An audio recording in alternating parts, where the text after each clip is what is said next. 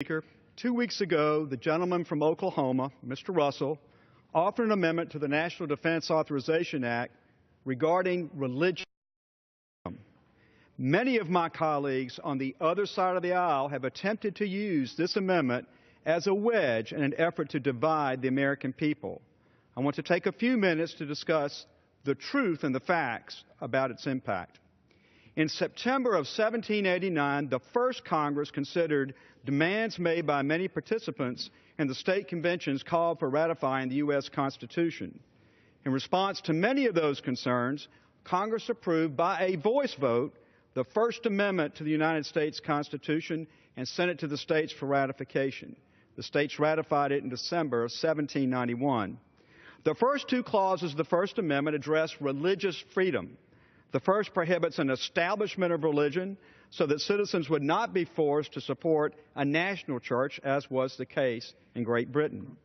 The second clause prohibits any government act that inhibits the free exercise of religion by a citizen, thereby assuring that the government cannot dictate religious beliefs or interfere with citizens as they practice and live out their faith.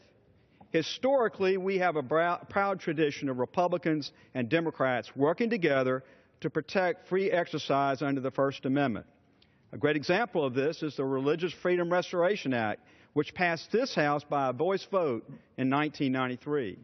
Unfortunately, basic principles of free exercise are under attack today.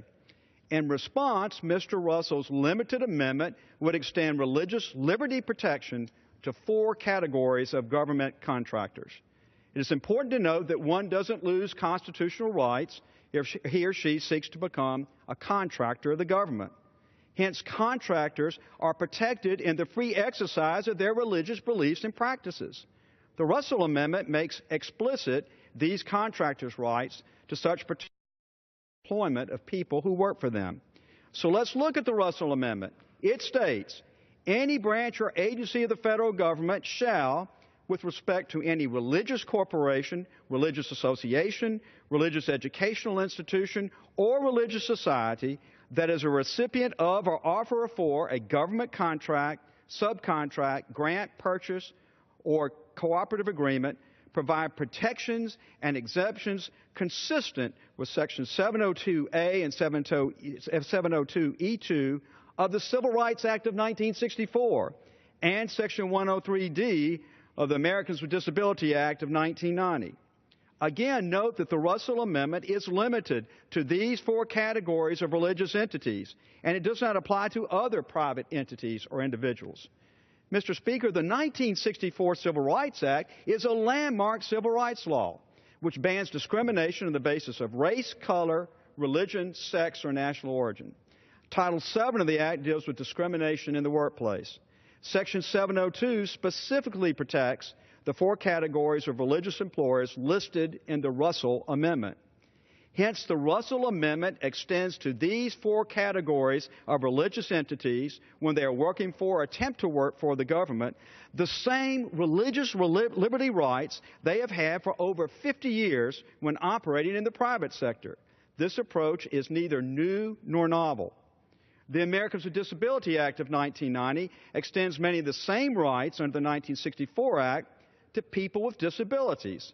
Section 103D of that Act allows the 4 categories of religious entities to give preference in employment to individuals of a particular religion and to require that all applicants and employees conform to the religious tenets of such organization. Again, the Russell Amendment extends to these 4 categories of religious entities the same religious liberty rights they have had for over 25 years when operating in the private sector to when they're doing business in the government.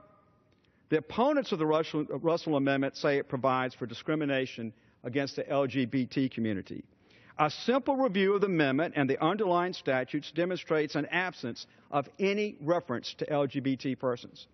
Indeed, the Russell Amendment is narrowly drawn to apply only to the 4 categories of religious entities in their employment of individuals to carry out their work.